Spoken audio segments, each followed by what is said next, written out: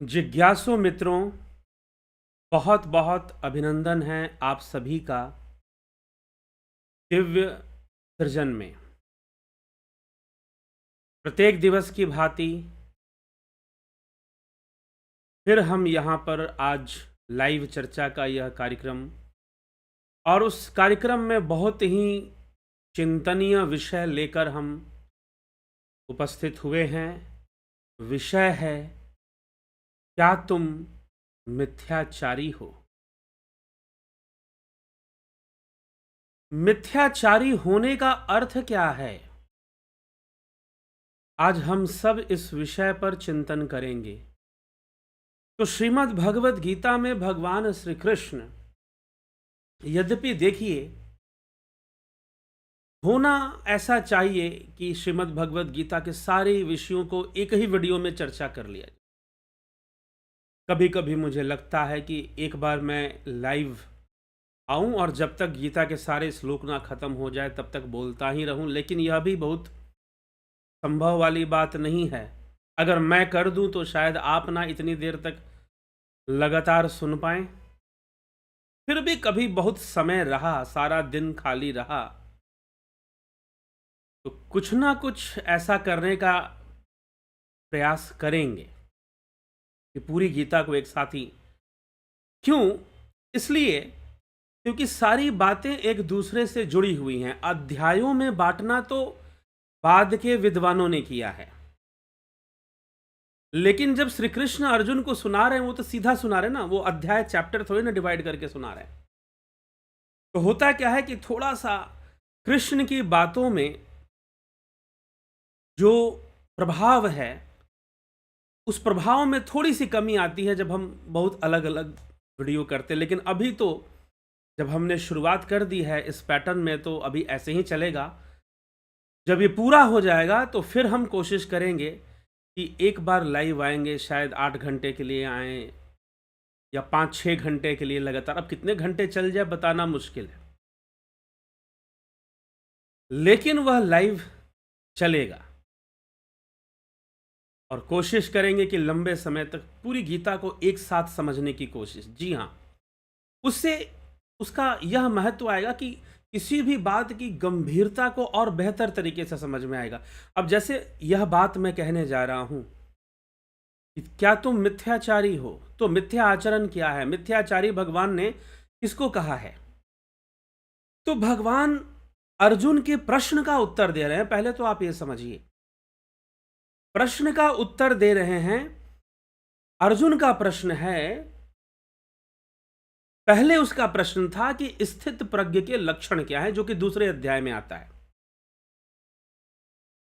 तो भगवान ने स्थित प्रज्ञ के लक्षण बताए कि कुछ लोग जो है बाहर से विषयों का त्याग करते हैं, लेकिन उनकी बुद्धि में विषय रस बनी रहती है और रस बुद्धि बनी रहती है। तो बुद्धि में विषय रस होने के कारण उनका दोबारा पतन होना संभव होता है। वो पतन को प्राप्त होते हैं बार बार। भले ही वो बाहर से बहुत दिखा रहे हैं कि वो भिक्षा मांगकर जीवन व्यतीत कर देंगे, ब्रह्मचारी बनकर जीवन व्यतीत कर देंगे, लेकिन अगर बुद्धि में विषय रस थोड़ा सा भी है तो वो कहीं ना कहीं काम कर जाएगा। बाहर से आप कितना भी आप ऐसा प्रयत्न करो, कितना भी आप ऐसा प्रयास करो, तो वो रहता है। हाँ, अगर वो बहुत कम मात्रा में है और आप उसके साथ मैनेज कर सकते हो तो बहुत अच्छी बात है। अन्यथा व्यक्ति को ऐसे आचरण से बचना चाहिए, इसमें नुकसान है जब तक वो ध्यान योग के मार्ग पर ना चले। इसीलिए कई युवा या कई लोग ब्रह्मचर्य पालन की बात करते हैं। आप ब्रह्मचर्य पालन कीजिए, लेकिन पहले योगी बनिए, पहले योग साधना शुरू कीजिए। आसन, प्राणायाम, प्रत्याहार, धारणा, ध्यान सबको समझते हुए आप आगे बढ़िए, फिर ब्रह्मचर्य पालन करें तो हो सकता है कि आपको बहुत अच्छी सफलता मिल जाए। अन्यथा मिथ्या आचरण ही करते हुए आप नजर आएंगे। तो भगवान अर्जुन को यह मिथ्या आचरण का विषय पहले ही समझा चुके हैं, लेकिन अब वो बोल रहे हैं। थोड़ा सा कटु लगे, अर्जुन को थोड़ा चुभना चाहिए बात। जब किसी को बोलो ना कि तुम मिथ्याचारी है तो उसको लगती है, थोड़ी सी बात उसको चुभती है। जब किसी को कह दो कि तू मिथ्याचारी है तो उसे बात लगती है, उसे बात चुभती है। तो श्री कृष्ण यहां पर दोबारा बोल रहे हैं कि मिथ्या आचरण, वो पहले भी मिथ्या आचरण को थोड़ा समझा चुके हैं, फिर से बोल रहे हैं। और अब अर्जुन का प्रश्न है कि ज्ञान योग और कर्म योग में श्रेष्ठ कौन सा है।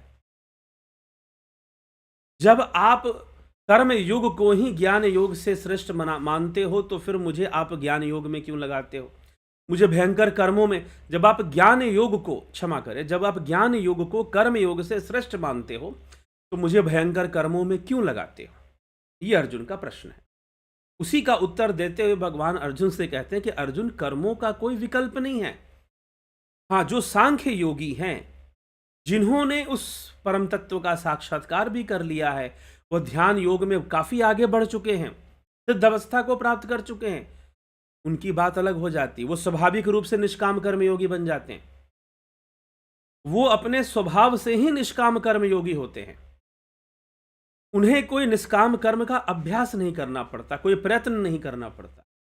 वो स्वभाव से ही निष्काम कर्म योगी, क्योंकि वो उनका लक्ष्य कुछ और हो जाता है और संसार में करने योग्य कर्मों को भी वो करते रहते हैं, तो वो निष्काम कर्म योगी अपने स्वभाव से ही बन जाते हैं। लेकिन जो नहीं है उसको निष्काम कर्म योग करना चाहिए, क्योंकि कर्म ना करने से भी निष्कर्मण्यता तो प्राप्त होगी नहीं। ऐसा तो नहीं है कि कर्म का दोष नहीं लगेगा। कर्म नहीं करने से भी निष्कर्मण्यता प्राप्त नहीं होगी। ऐसा बिल्कुल नहीं है कि कर्म का दोष नहीं लगेगा। भाई, कर्म का दोष तो फिर भी लगना ही है आपको। और दूसरी बात कि कर्म ना करने से सिद्धि भी तो नहीं होने वाली है, तो इसका निर्णय है कि तुम्हें कर्म करना चाहिए। और दूसरी बात कि यह प्रकृति के वशीभूत, तुमको कर्म करना ही है। अगर तुम ये कहते हो कि मैं कर्म नहीं करूंगा तो वह भी एक मिथ्या आचरण है, क्योंकि ऐसा तो संभव ही नहीं कि कर्म नहीं करोगे। प्रकृति के 3 गणों के वशीभूत संपूर्ण जीव जगत कर्म कार्य करने के लिए विवश किया जाता है, बाध्य किया जाता है। यह उसके हाथ के बाहर है कि वो कर्म नहीं करेगा। यह पूर्णतः असंभव है कि वह कर्म नहीं करेगा। कर्म तो वो करेगा। हाँ, सिद्ध योगियों की बात अलग है कि वो अपने आप को सम अवस्था में स्थित कर दे तो वो कोई कर्म नहीं करेंगे। और सम अवस्था में ना भी हो, विषमता की ओर भी आ जाएं अपनी इच्छा से, तो वो अवतारी कहलाएंगे। तो वो अपनी इच्छा से फिर कर्म करते हैं, लेकिन कर्म तो फिर भी करना ही पड़ेगा। ये कर्म से बचना संभव नहीं, इसलिए करने योग्य उचित कर्म करना चाहिए। बाहर का आचरण करने से तो मिथ्या आचरण होता है। और यही तथ्य भगवान कह रहे हैं, कर्मेंद्रियाणि संयम्य या आस्ते मनसा स्मरण इंद्रियार्थान विमूढ़ात्मा मिथ्याचार सौच्यते। जो कर्मेंद्रियों, संपूर्ण इंद्रियों को हठपूर्वक रोककर मन से इंद्रियों के विषयों का चिंतन करते हुए बैठता है, जो कर्म इंद्रियों को हठपूर्वक रोककर मन से इंद्रियों के विषयों को चिंतन करते हुए बैठता है, वह मूढ़ बुद्धि वाला व्यक्ति,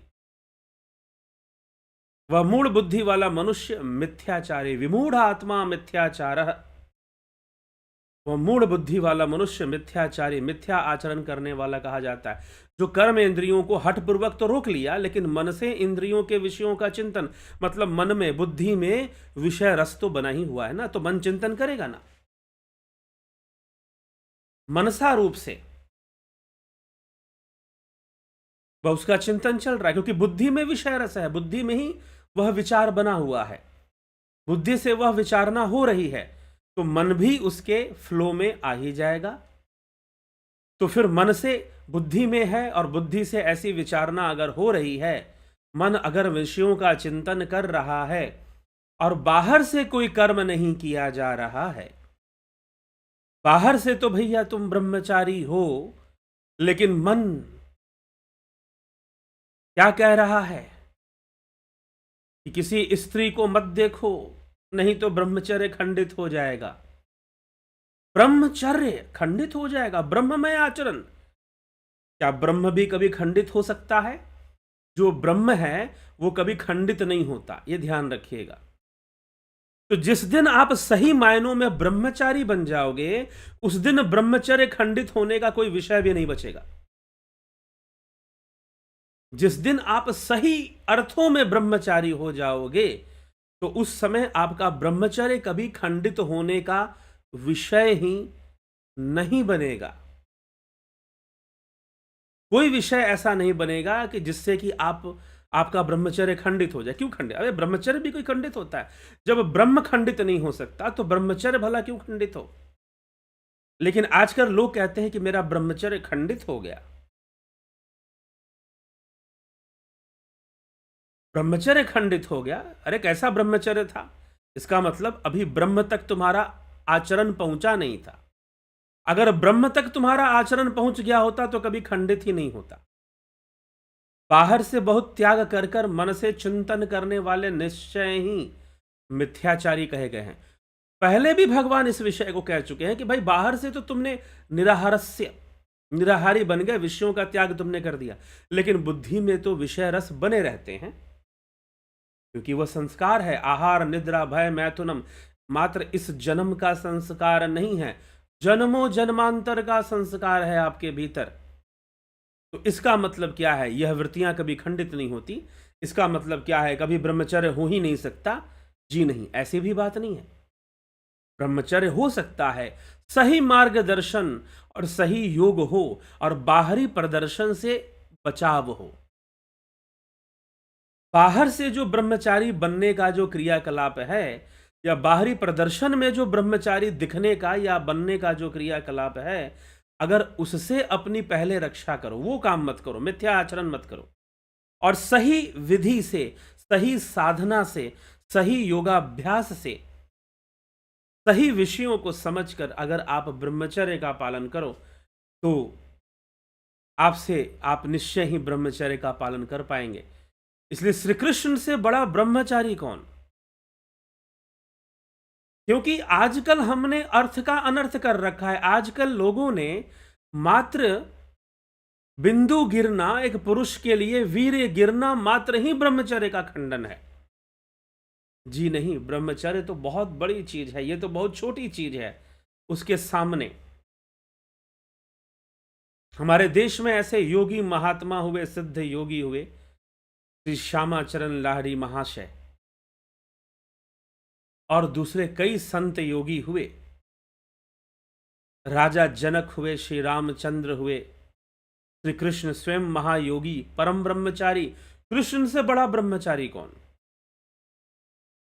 स्वयं कृष्ण ही परम ब्रह्मचारी है। श्रीमद् भागवत महापुराण पढ़ेंगे तो सबसे बड़ा ब्रह्मचारी कौन है? वो कृष्ण ही तो है।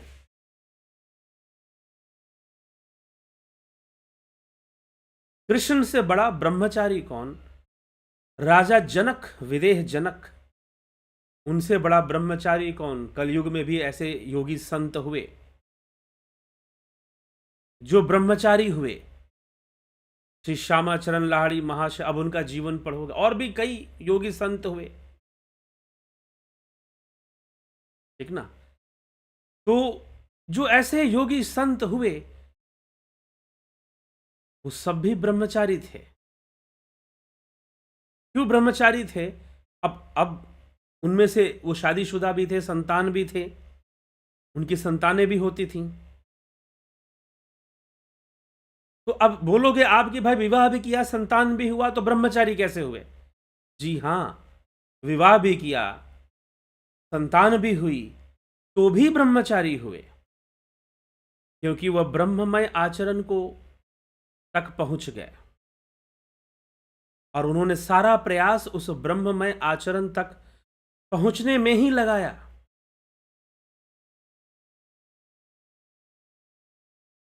तो यही उनका प्रयास था, इसलिए वो ब्रह्मचारी हुए, मिथ्याचारी नहीं हुए। लेकिन मिथ्या आचरण कब है? जब बाहर से प्रदर्शन हो। अब हम कहते हैं कि हनुमान जी ब्रह्मचारी थे, तो हनुमान जी ब्रह्मचारी थे, उनका आचरण ब्रह्ममय था, इसलिए ब्रह्मचारी थे। इसलिए नहीं कि उन्होंने विवाह नहीं किया था।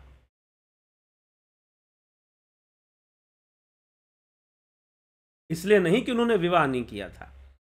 वो ब्रह्मचारी थे क्योंकि वो समर्पित भाव से अपने कर्म करते थे। उनके विचार ऐसे थे, उनका संकल्प वैसा था, उनकी साधना की या योग साधना की अवस्था वैसी थी, इसलिए वो ब्रह्मचारी थे। अन्यथा तो समाज में ऐसे बहुत सारे लोग हैं जिन्होंने विवाह नहीं किया, उनकी उम्र 50-60 साल होने वाली है, तो क्या आप उनको ब्रह्मचारी कह दोगे? ऐसे लोग हैं। अब किसी व्यक्ति का नाम नहीं लेना चाहिए, लेकिन ऐसे लोग हैं।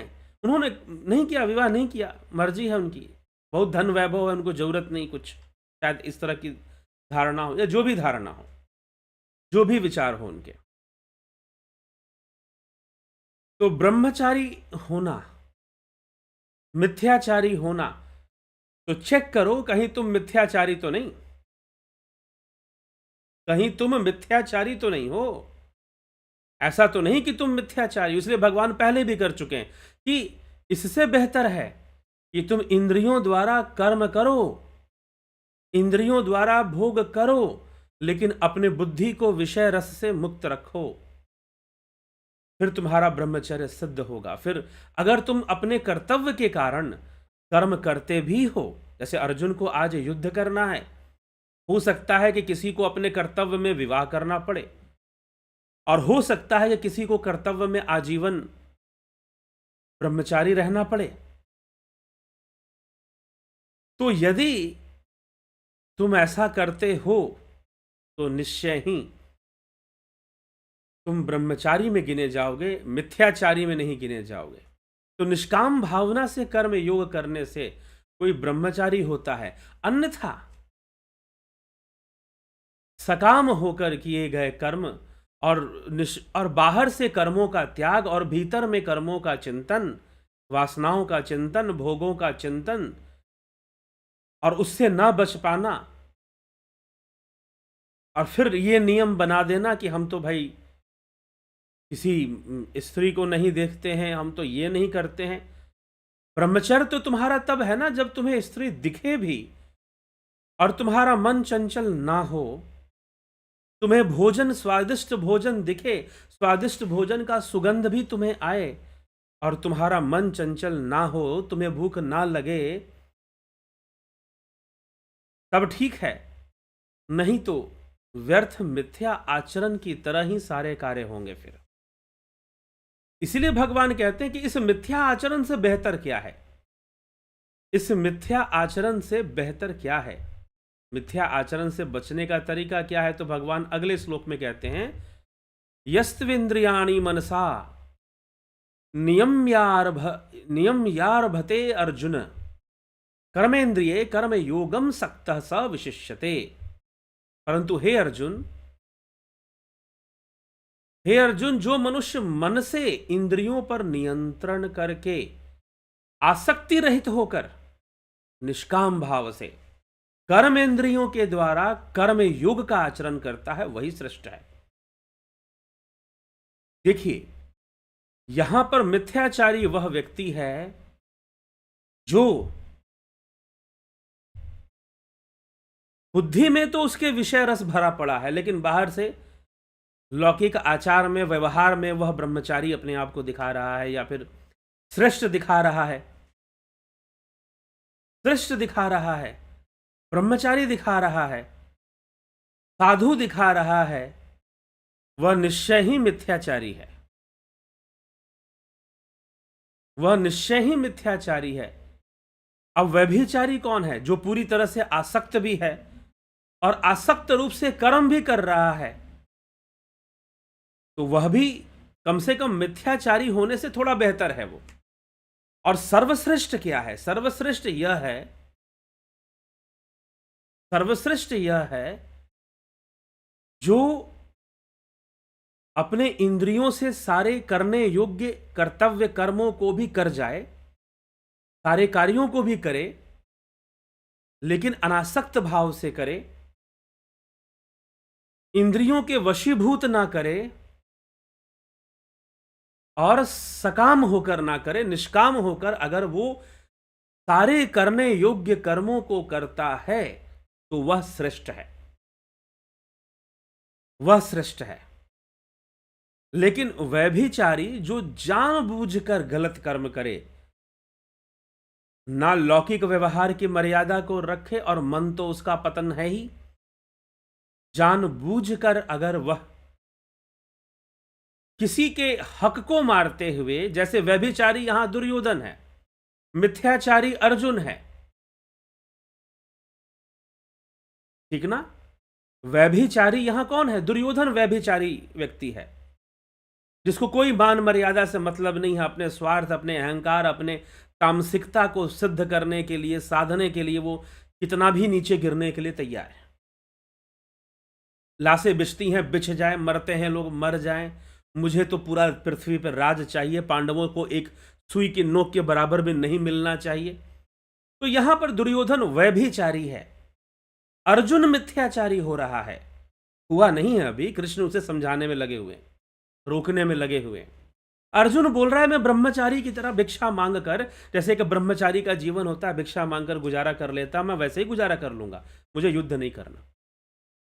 तो श्री कृष्ण सीधा अर्जुन पर यह तीर मार रहे कि भाई ये तो मिथ्या आचरण होगा तेरा, तू तो मिथ्याचारी कहलाएगा, यह तो बहुत निकृष्ट कार्य होगा तेरे लिए, तेरा स्वधर्म कुछ और कहता है और तू कुछ और कर्म करने में लगा हुआ है, तो यह मिथ्या आचरण कहलाएगा। वैसे देखिए, समाज और संसार तो मिथ्या आचरण से भरा पड़ा है। लोग बहुत तरह की बातें करते हैं और कुछ करना कुछ और शुरू कर देते हैं, और दुर्भाग्यपूर्ण यह होता, ठीक है मिथ्या आचरण है, लोग करते हैं, इसमें कोई संशय नहीं है, लेकिन बिजनेसमैन में, बिजनेस के फील्ड में लोग करते हैं मिथ्या आचरण, लेकिन जो है दुर्भाग्यपूर्ण तब होता है जब कोई ऐसी समाज सेवी संस्था जो कि आपको दिखाए कि वह तो सारी चीजें दान कर रही है, वह तो आपको सब कुछ फ्री में ज्ञान दे रही है, सब कुछ फ्री में दे रही है, सब कुछ निःशुल्क दे रही है, लेकिन बाद में वह व्यापार शुरू कर दे, बिजनेस शुरू कर दे। ऐसी एक मैं संस्था के बारे में जानता हूं, वहां से बहुत वर्ष पहले, आज से लगभग 10 वर्ष पहले कभी मैं जुड़ा हुआ था वहां से। तो संस्था ने खूब प्रचार किया कि सारे जितने भी साधु संत हैं वो तो सामान बेचते हैं, ये करते हैं, वो करते हैं, और हम तो ऐसा कुछ भी नहीं करते, हम तो समाज की सेवा कर रहे हैं, निःशुल्क ज्ञान दे रहे हैं, और हम कुछ भी नहीं कर रहे हैं, तो इसीलिए आप हमारा साथ दीजिए। संस्था दान लेती थी, हाँ, मांगती नहीं थी। बहुत सारे लोग इस बात से प्रभावित होते थे, लेकिन फिर धीरे धीरे संस्था ने पहले किताबें बेचनी शुरू की। चलो, किताबें तो ज्ञान का ही प्रचार होता है, ठीक, अच्छी बात है। संस्था ने फिर तथाकथित गुरु जी के अपने फोटो स्वरूप बेचने शुरू किए, चलो ये भी चल जाएगा। फिर सीडी कैसेट बेचने शुरू किए प्रवचनों के, वो भी ठीक है, यथासंभव वह भी चलेगा, ठीक है जी, चलो। और फिर जो है संस्था ने दवाइयाँ बेचनी शुरू की, फिर नमक तेल बेचने शुरू किए, फिर किराने का सारा सामान बेचना शुरू किया, ग्रोसरी शॉप का, ग्रोसरी स्टोर का सारा सामान बेचना शुरू किया, फिर मिल्क प्रोडक्ट बेचने सारे शुरू कर दिए, फिर प्रॉपर्टी का बिजनेस भी शुरू कर दिया, टाउनशिप बसाना शुरू कर दिया, पता नहीं क्या क्या। और शिकार कौन बनता था? जो निःशुल्क के नाम पर उनसे जुड़ जाते थे कि भाई यहाँ तो सब कुछ निःशुल्क बताया जाता है, सिखाया जाता है, वही शिकार बनते थे। और फिर गेम होता था सुपरियरिटी कॉम्प्लेक्स बांटने का, कि आप तो सबसे बड़े पुण्य आत्मा हैं जो यहाँ से जुड़ गए, इस दरबार से जुड़ गए। कोई एक संस्था ऐसी कहती हो, ऐसी बात नहीं है। आपको आध्यात्मिकता के नाम पर काम करने वाली जितनी भी संस्थाएं हैं, आप उनके दरबार से, उनके यहाँ पर जुड़ जाइए, आपसे वो ये जरूर कहेंगे कि आप दुनिया के सबसे भाग्यशाली व्यक्ति हैं। देखिए, इसमें कोई शक भी नहीं है, यदि आप योग मार्ग से जुड़ते हैं तो आप निश्चय ही भाग्यशाली बनते हैं, क्योंकि इस मनुष्य जीवन की सार्थकता योग मार्ग में है। लेकिन जब संस्थाओं में ऐसी बात कही जाती है तो वो सिर्फ अपने संस्था के लिए कही जाती, दूसरों के लिए नहीं कही जाती कि आप कहीं और भी जुड़ जाएंगे तो भाग्यशाली होंगे, ऐसा नहीं कहा जाता। तो ये बहुत भारी, ये मिथ्या आचरण का एक उदाहरण मैं दे रहा हूं।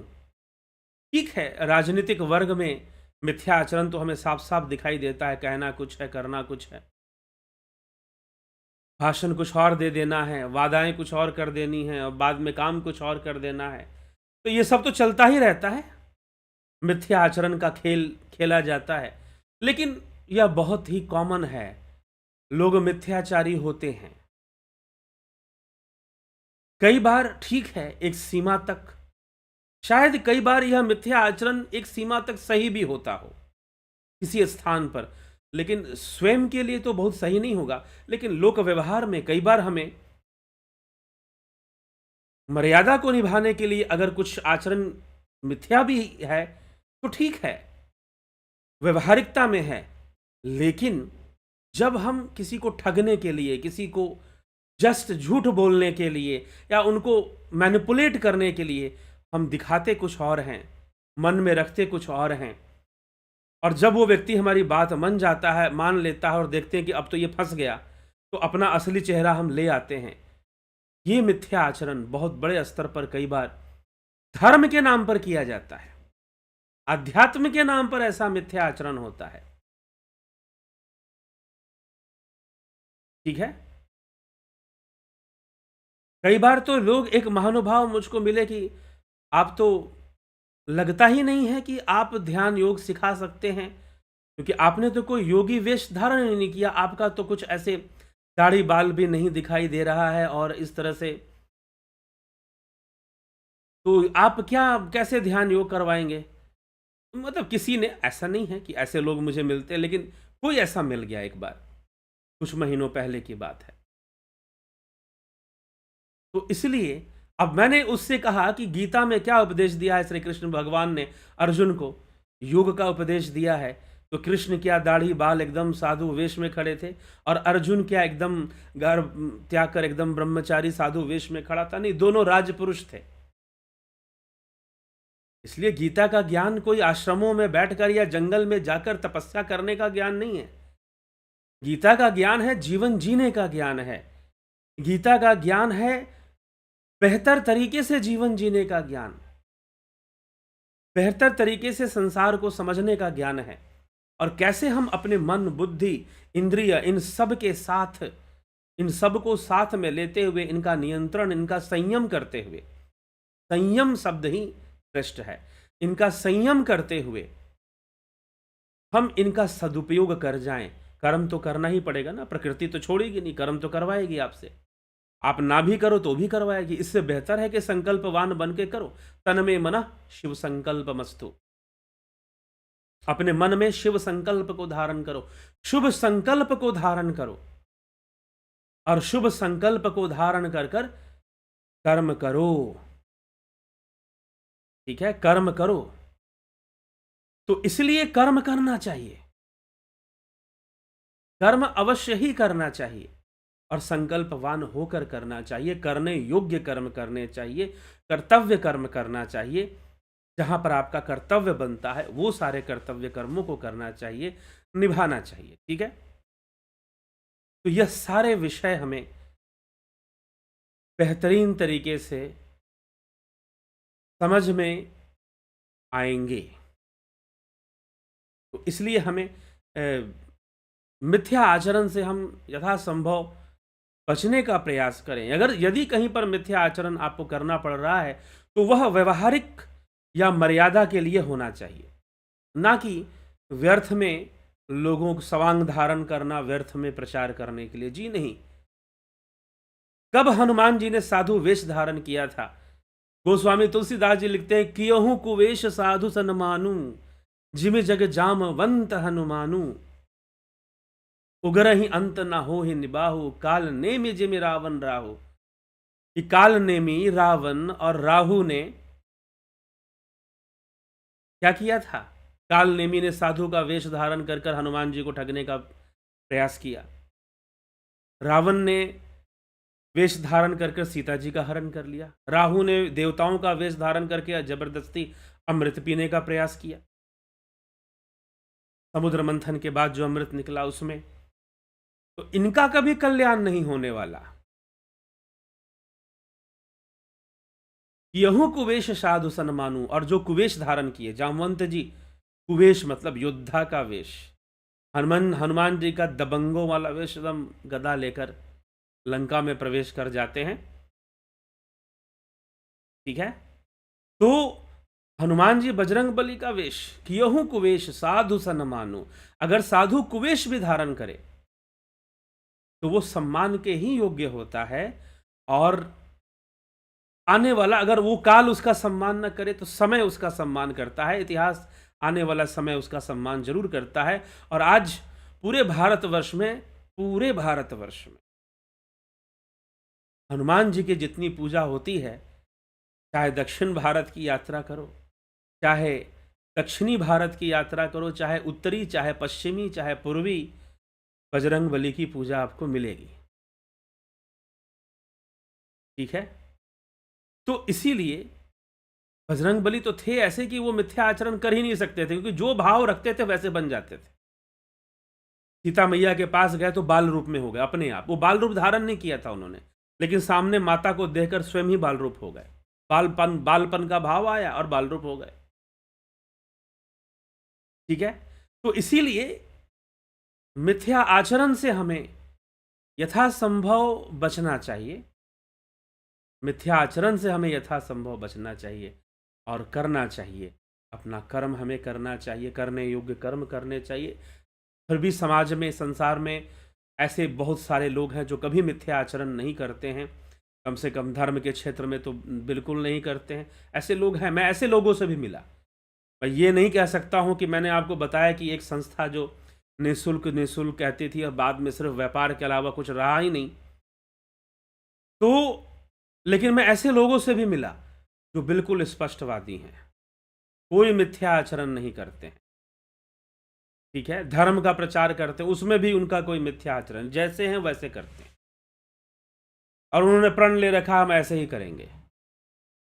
किसी को हमारी बात सुननी है सुने, नहीं सुननी है ना सुने, जुड़ना है जुड़े, नहीं जुड़नी है ना जुड़े, हम ऐसे ही करेंगे, इसी प्रकार से करेंगे। तो बस जीवन को बेहतर ढंग से हमें जीना है और इस सिद्धांत को समझना है। ठीक है, अब कुछ लोग मुझे ऐसा भी कहते हैं कि हम नौकरी चाकरी करते हैं और नौकरी में हमें मिथ्या आचरण करना पड़ता है, क्योंकि हमें कंपनी की जॉब करते हैं, कंपनी को पैसा लाकर देना पड़ता है, कंपनी हमें पेमेंट देती है हर महीने, फिर वहां हमें झूठ मूठ उल जुलूल बातें, वो एक अलग विषय है। फिर वो एक अलग विषय है।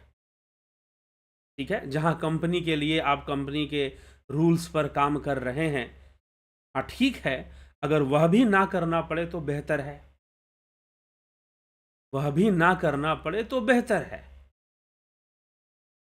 लेकिन विचारणीय तो है, हम उससे भी निकलने का अगर समाधान ढूंढे तो निकल भी सकते हैं, ऐसी बात नहीं कि नहीं निकल सकते।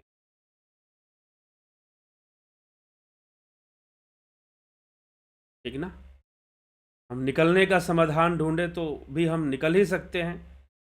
तो निकलना, मिथ्या आचरण से बचने का यही उपाय है कि व्यक्ति निष्काम कर्म योग को अपनाए। किसी भी कर्तव्य कर्म को निष्काम भावना से करे। यह नहीं कि यह मुझे कामना के कारण कर रहा है, लेकिन बस कर्तव्य है तो मुझे करना ही है, यह ड्यूटी मेरे सामने है, और शुभ संकल्पों को करे, संकल्प ले, सही उद्देश्य से करे। अब अर्जुन को समझ में आ रहा है धीरे धीरे कि भाई मुझे तो युद्ध करना चाहिए समाज के लिए, धर्म के लिए, और निष्काम कर्म योग के लिए भी मुझे युद्ध करना चाहिए।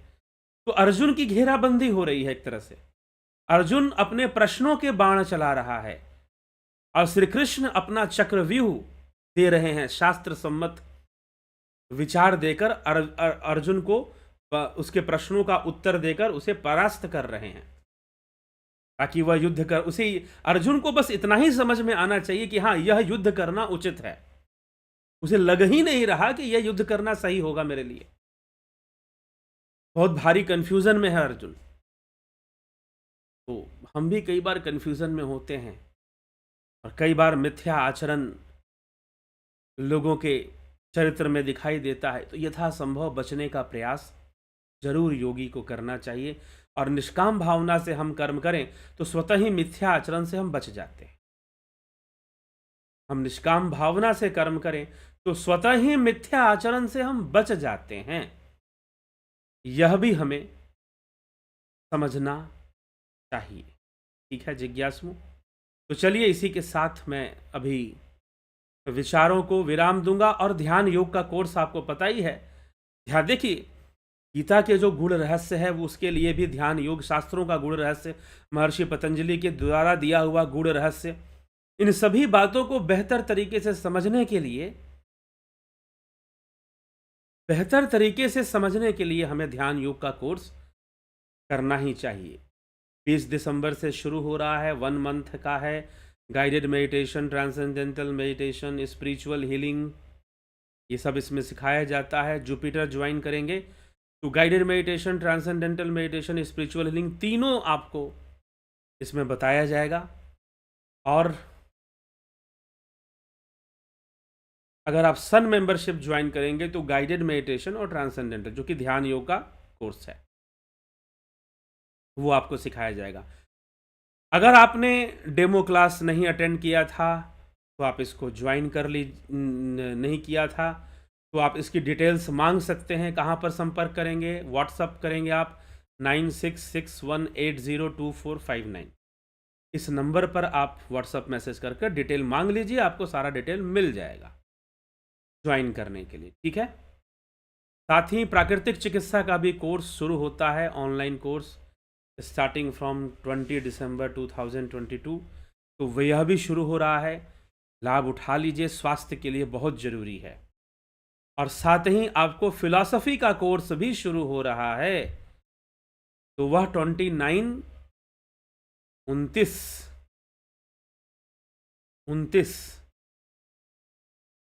दिसंबर से शुरू होगा। उसका जो चार्ज है 900 रुपीज़, 900 रुपये में होगा।